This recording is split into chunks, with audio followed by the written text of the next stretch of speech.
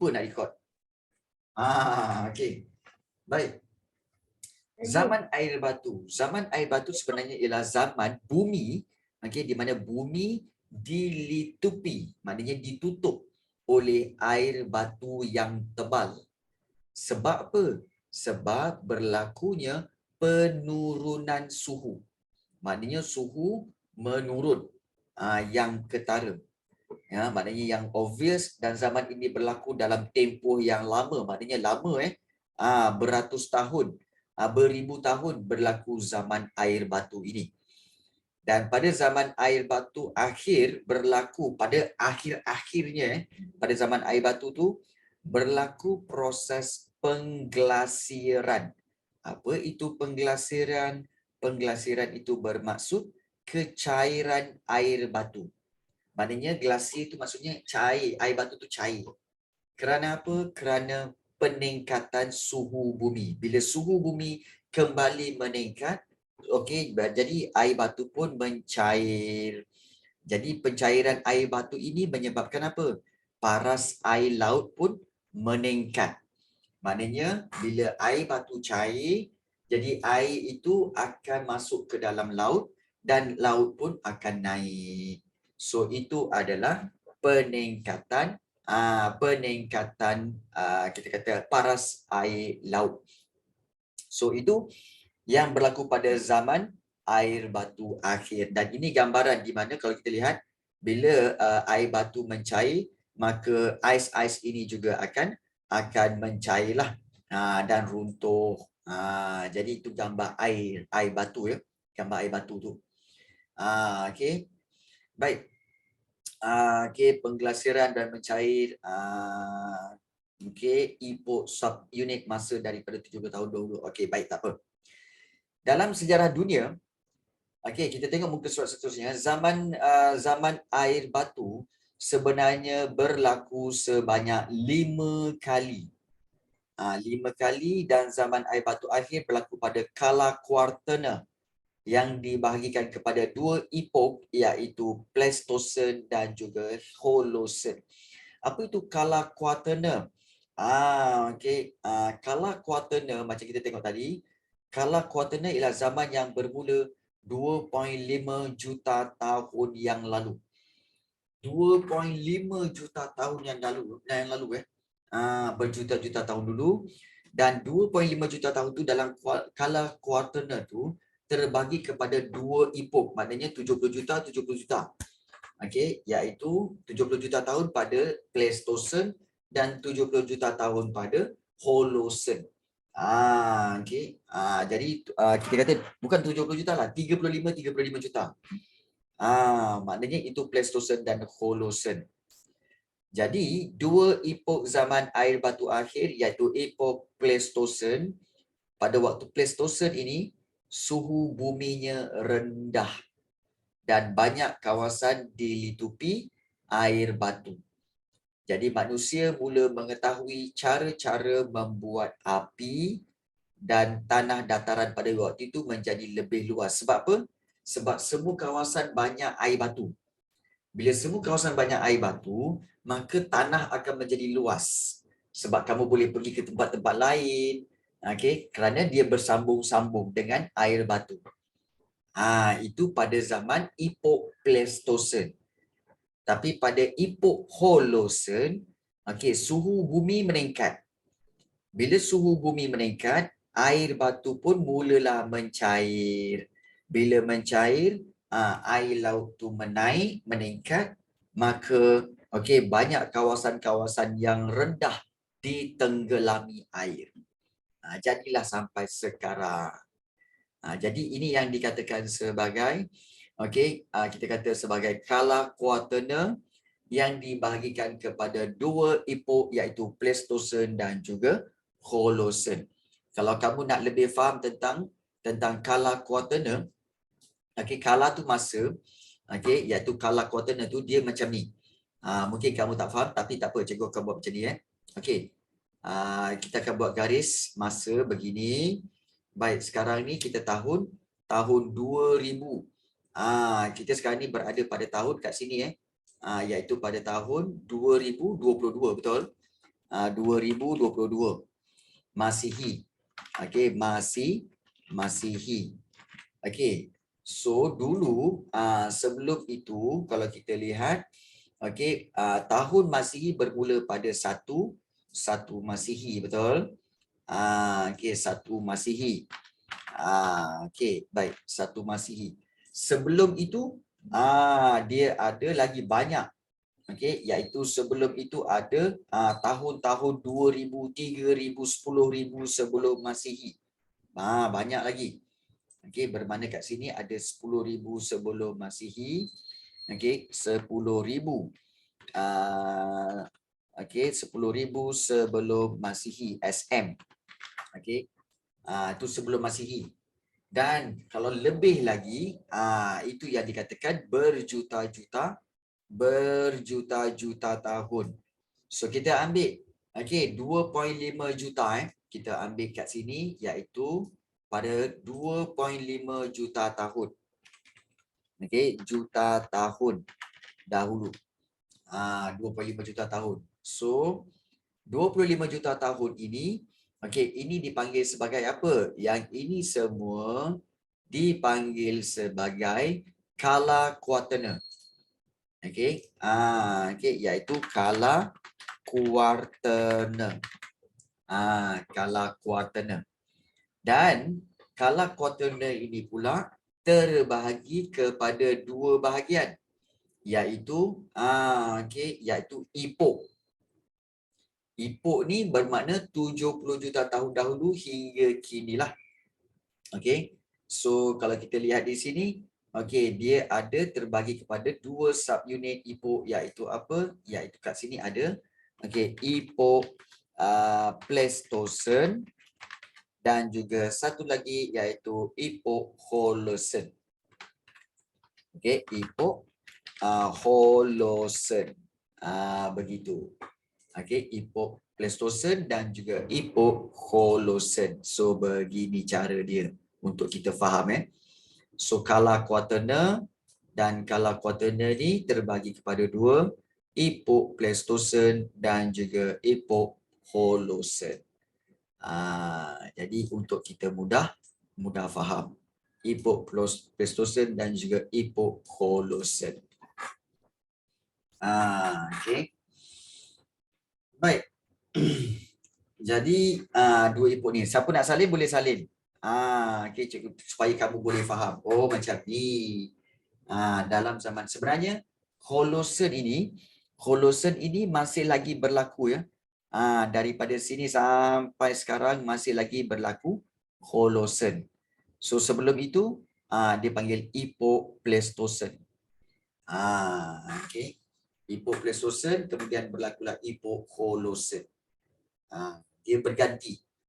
Lepas epok Pleistocene barulah Holocene. Siapa nak salin boleh salin. Ya Kavya?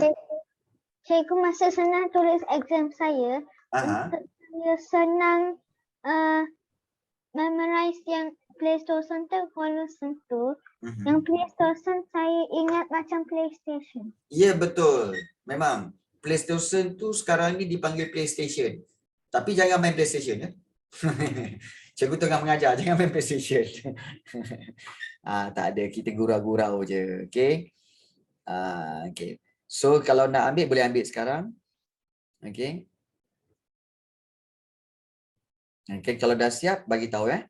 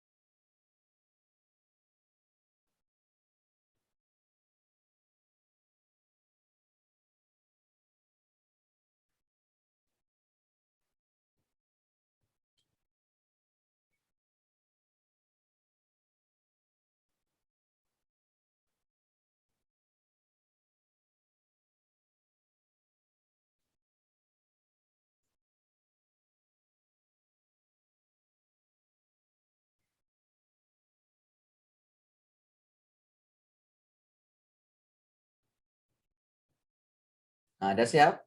Belum? Dah siap. Okey. Dah siap. Dah siap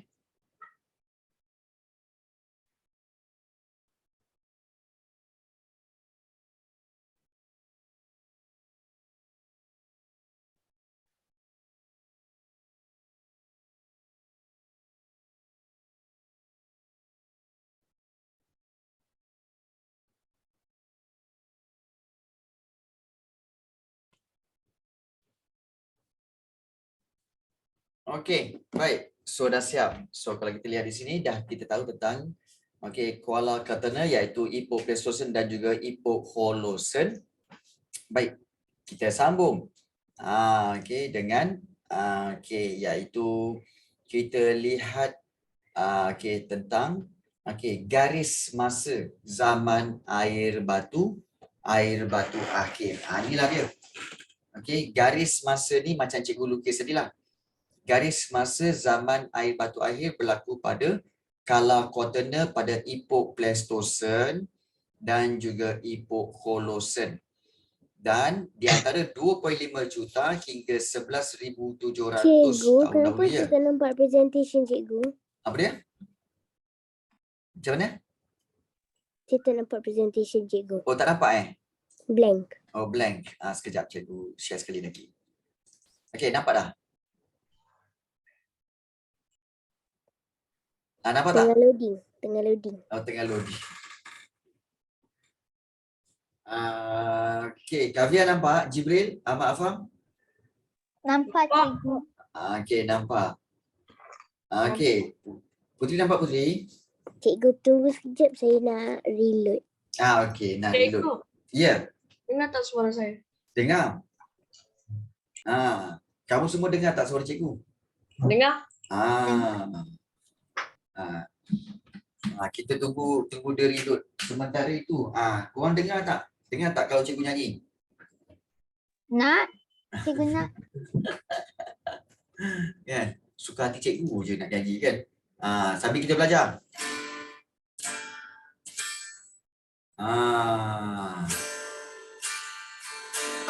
Nampak dah? Nampak dah? Okey, Putri Amani dengar tak? Dengar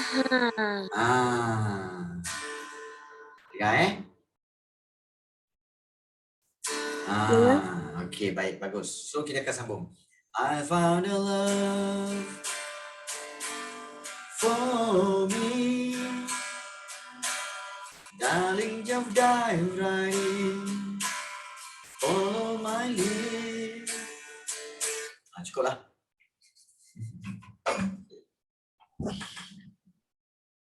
Tak payah banyak-banyak. Nanti kadang korang ngantuk. Cikgu lah nyanyi tak sedap. Okey, baik. Kita lihat. Okey, so kala Quaterna. Okey, kita ada Epoch Pleistocene dan juga Epoch Holocene. Ingat dia punya garis masa dia adalah daripada 2.5 juta tahun hingga 11,700. Manakala Epoch Holocene daripada 11,700 tahun sampailah sekarang. Maknanya hingga kini. Hingga kini maksudnya apa? Sekarang ni masih lagi berlaku ke Holocene? Ya. Maknanya berlaku lagi kecairan air batu. Masih lagi berlaku kecairan air batu. Dan kalau kita lihat, inilah binatang-binatang yang wujud pada zaman ini, iaitu harimau bertaring lengkung. Saber-tooth tiger, mammoth dan juga sloth. Dan tiga-tiga binatang ini berada pada zaman Epoch Pleistocene. Cikgu, saya soalan. Ya, silakan. Dalam masa zaman air batu ni, 3 haiwan ni je ke ada? Ada yang lain. Ada. Termasuk juga binatang-binatang purba. Seperti kalau kita kata buaya zaman purba dulu. Kemudian juga binatang-binatang yang lain seperti serangga. Semua ada. Tapi yang binatang yang jelas ada, Tapi semua mati. ini semua dah pupus. Dah pupus. Tapi keluarga dia ada. Contoh harimau bertari lengkung sekarang ni keluarganya adalah harimau lah. Dan kalau mammoth ni keluarganya sekarang adalah gajah. Okay. Dan juga ada juga sloth. Jadi kalau kita lihat itulah maksud haiwan-haiwan pada epok Pleistocene. Ya. Sloth dah pupus ke? Sloth ada lagi ke? Tahu. Rasanya dah pupus. Sloth tu bukannya lembab tu ke? Bukan. Itu bukan sloth kan? Sloth kan lagi laju juga kan? Yang lembab tu bukan ni ke? Yang lembab tu yang macam tu yang ada yang satu filem dia lembab tu macam ni. Oh, cikgu Zootopia.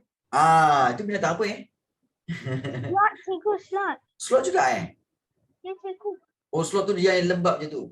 Bila orang buat lawak kan, dia punya gelap. Gitu. Oh, itu sloth Ya, cikgu. Okey, baik. Mungkin ada lagi lah tu. Baik.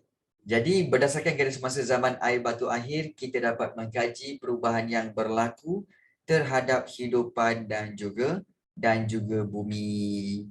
Jadi, kalau soalan tanya, apakah haiwan yang wujud pada zaman air batu akhir?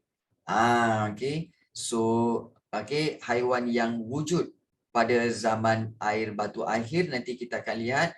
Adakah binatang-binatang ini? Ya. Iaitu harimau bertaring lengkung, mammoth dan juga sloth. Jadi inilah dia. Kita kata zaman air batu akhir. Pada kala Quaternary ni ada epok Pleistocene dan juga epok Holocene, dan juga terdapatlah binatang seperti harimau bertaring lengkung, mammoth dan juga sloth. Jadi itulah jawapan dia. Jadi ini yang berkaitan binatang ni. Ni macam mana boleh dicair air batu? Senang saja. Model pencairan air batu. Mula-mula ambil ketulan air batu, kemudian cawan, kemudian pen penanda, kemudian pinggan plastik dan juga pewarna biru. So kalau kita lihat apabila kita lihat sediakan ketulan ketulan air batu yang telah dicampur dengan pewarna biru, letakkan ketulan air batu di bahagian atas cawan, dan kalau kamu lihat biarkan selama 15 minit di tempat terbuka je. Jadi kemudian bila kamu lihat lama-lama air batu tu mencair dan kita lihat paras air pun bertambah. Paras air pun bertambah. So kalau kita lihat inilah bukti yang menunjukkan bila air batu cair maka dia akan meningkatkan air kat situ. So inilah dia kita kata eksperimen tentang pencairan air batu. So ini yang telah ditunjukkan. Maka apakah perubahan-perubahan yang berlaku pada zaman air batu akhir? Baik. Untuk pengetahuan kamu juga sebenarnya zaman air batu ni bukanlah berlaku di semua tempat. Bukanlah berlaku di semua tempat sebab sebenarnya zaman air batu akhir ini dulu sebenarnya berlaku, kalau kita lihat ini bumi let's say ini bumi. Sebenarnya kawasan air batu yang mengalami zaman air batu, kawasan tu adalah terletak di kawasan iaitu seperti ini. Kawasan ini je. Kawasan ini mengalami zaman air batu, yang ini pun mengalami zaman air batu. Tempat lain apa jadi ke tempat tu? Tempat lain sebenarnya tak berlaku. Contohnya kat Malaysia Malaysia kat sini tau. Malaysia kat sini. Kita kata kat sini Malaysia, kemudian kita naik lagi. Dan sini ada Pulau Sumatera, kemudian ada Sabah Sarawak semua kan. Kat sini. So kawasan Malaysia sini dia tidak mengalami zaman air batu. Dia macam biasa. Tapi kawasan air batu ini berlaku di kawasan yang sebelah atas, iaitu di kawasan Eropah, negara-negara barat seperti Amerika, Kanada dan juga di bawah ini. Okey, negara-negara yang di bawah ini. So negara-negara yang berada di tengah-tengah seperti tanah Arab, Arab Saudi Arab Saudi kat sini. Kemudian juga Malaysia dekat sini tidak mengalami zaman air batu. Maknanya tidak mengalami penutupan air batu. Tak ada. Cikgu, Ya. saya nak zaman air batu. Nak apa? Saya nak zaman air batu di Malaysia. Nak zaman air batu di Malaysia. Memang tak ada lah, memang tak berlaku. Okey. Tapi kalau kamu nak mengalami sejuk macam air batu, boleh. Iaitu kamu pergi kat dapur, kemudian kamu pergi buka peti ais, dekat bahagian freezer tu, macam itulah sejuk dia. Okey, macam tu lah. Ya. Saya ada sepupu saya berada di UK. Oh, ya ke? Ya, cikgu. Oh, jadi sana mengalami ada iklim musim sejuk kan? Ya, cikgu. Ada iklim musim sejuk. Jadi kalau kita lihat, okey, perubahan zaman air batu akhir. Pada zaman air batu akhir, berlakulah perubahan suhu. So, suhu dunia meningkat. Lalu berlakulah kecairan air batu. Jadi perubahan ini telah memberi kesan yang besar terhadap bentuk fizikal dan kehidupan bumi. Kesan dia besar Dan macam mana suhu boleh mencair? Suhu boleh mencair, ais boleh mencair.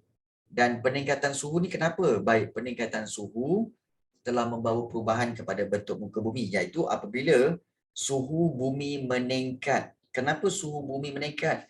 Kerana pemanasan daripada matahari. Jadi bila matahari memancarkan tu, maka suhu bumi pun meningkat, ais pun mula mencair. Ini ais mula mencair tengok ini ais pun mula mencair.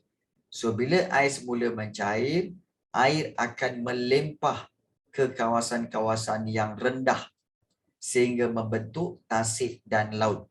Ini dia. Nampak tak ni? Kalau kita lihat, dia memenuhi kawasan-kawasan yang rendah ini.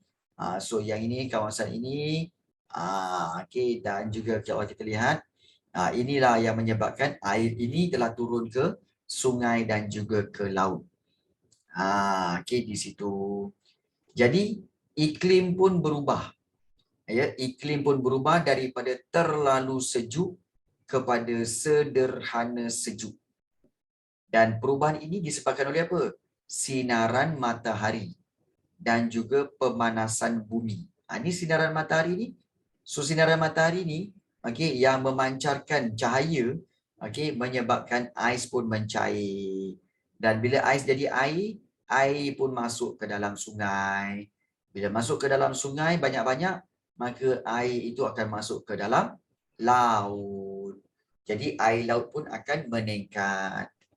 Cikgu, saya tak faham kenapa haiwan-haiwan tu mati. Okey, haiwan-haiwan tu mati kerana ada dua sebab. Okey, dalam teori berapi. yang pertama kerana kecairan air batu menyebabkan mereka lemas.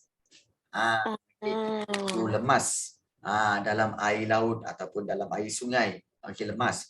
Yang kedua, kemungkinan besar kerana letusan gunung berapi. Okey, macam si Afam cakap, ataupun mungkin kerana tahi bintang. Tahi bintang yang jatuh ke bumi. Bila tahi bintang jatuh ke bumi, maka menyebabkan berlaku letupan yang kuat, menyebabkan binatang-binatang itu mati. So ada teorinya lah, dua teori itulah. Okey. Jadi itu yang menyebabkan binatang-binatang itu mati. Dan kalau kita lihat zaman air batu ini, rupa bentuk fizikal bumi. Jadi berubahlah bentuk bumi ini dan paras air laut meningkat sehingga 100 meter. 100 meter meningkat macam mana tinggi 100 meter cikgu? Kita tak dapat nak bayangkan kan? Baik, nak bayangkan Hampir 1 kilometer. hampir ke? Tak hampir lagi. Sebenarnya macam ni. Kalau kamu pernah pergi mandi kolam, okey, mandi kolam renang, kamu tahu tak kolam renang tu dari dalam dia berapa? Berapa dalam dia agak-agaknya? 1 meter beberapa, 1 meter 0.5 ke, 2 meter 0.5 ke. Ada 1.5, ada 2.5, tapi ada yang paling dalam 5 meter. Tempat yang orang selalu terjun, buat terjun ke bawah tu kan. Itu 5 meter. Itu pun dah dalam 5 meter. Yang ini dalam dia 100 meter. Kalau 10 meter. Kalau 10 meter lagi dalam lah. 10 meter lagi dalam, bermakna paras air laut meningkat 100 meter. Jadi dia menenggelamkan banyak kawasan yang rendah. Jadi itulah dia perubahan bentuk fizikal bumi akibat kecairan air batu. Jadi peningkatan suhu bumi, kesannya peningkatan suhu juga telah memberikan kesan kepada bentuk bumi, kehidupan manusia dan haiwan, di mana bentuk fizikal bumi yang baharu berlakulah pembentukan tasik air tawar. Ini berlakulah tasik air tawar. Kemudian aliran air sungai juga berubah. Aliran air sungai jadi macam ni, nampak tak? Air sungai mengalir. Kemudian kepupusan haiwan, di mana kepupusan berlaku akibat perubahan suhu. Haiwan seperti harimau tadi, bertari lengkung dan juga mammoth telah pun pupus. Pupus tu maknanya apa? Dah mati. Mati dan pupus, dah tak ada lagi. Okey. Dan manusia, pertempatan manusia. Okey, manusia telah bergerak keluar ke kawasan yang lebih panas. Ini bergeraklah ke kawasan yang lebih panas dan manusia mencari tempat untuk membina pertempatan yang baharu. Okey. Baik. Ada mana-mana yang tak faham? Ada tak mana-mana yang tak faham? Tulis. Cik, Ah. cepat tulis. Kan dia nota dah. Okey. Ada tak mana-mana bahagian yang tak faham? Putri? Kavia? Faham. Tak faham. Okey, faham Okey, baik. So, inilah dia kita kata sebagai pertempatan manusia. Okey. Jadi, kalau ada soalan tanya, mengapakah berlaku kepupusan haiwan? Okey, kepupusan haiwan berlaku, macam nak jawab soalan ini? Macam mana jawab soalan mengapakah berlaku kepupusan? Kepupusan haiwan berlaku kerana suhu matahari meningkat. Okey, baik. Jom kita buat soalan ini. Kalau siapa-siapa nak salin, boleh salin. Macam mana kita nak jawab soalan ini? Baik. Soalan dia, okey, iaitu mengapa kepupusan haiwan berlaku? Berlaku. So, macam mana nak buat jawapan dia? Baik, kita kena buat dalam bentuk ayat tau. Okey, Naufal, macam ni cara dia. Naufal boleh salin. Kepupusan haiwan berlaku kerana peningkatan suhu bumi. Okey, peningkatan suhu bumi. Okey. Jadi kalau kita lihat, kepupusan haiwan berlaku kerana peningkatan suhu bumi. Okay. Dan cukup ke jawapannya ni? Cukup tak, Putri? Yang dah kot. Dah kot kan? So tak perlu nak ditambah lagi kot. Yang menyebabkan kepupusan haiwan seperti mamut, apa tadi? Okey, baik. Harimau bertaring lengkung dan sloth. Maknanya kita boleh tambah kepupusan haiwan berlaku kerana peningkatan suhu bumi. Seperti seperti harimau bertaring lengkung. Okey. Kemudian juga mammoth dan sloth. Gitu. Jadi inilah kita kata sebagai ayat yang lengkap untuk menjawab soalan. Ya, ayat yang lengkap untuk menjawab soalan ini. Kalau dah salin, kita boleh pergi kepada yang lain. Kita pun boleh okey, buat soalan, kita boleh jawab soalan-soalan yang ada di situ ya.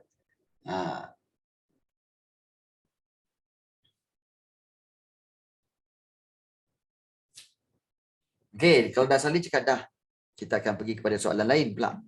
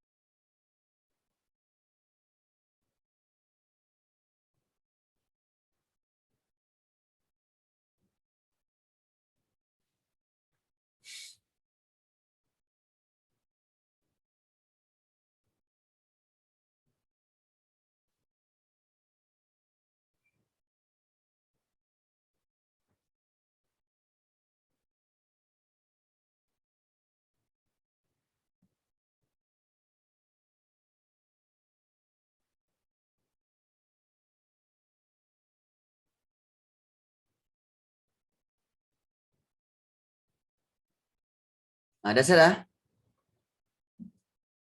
Belum. Belum. Okey, ambil masa.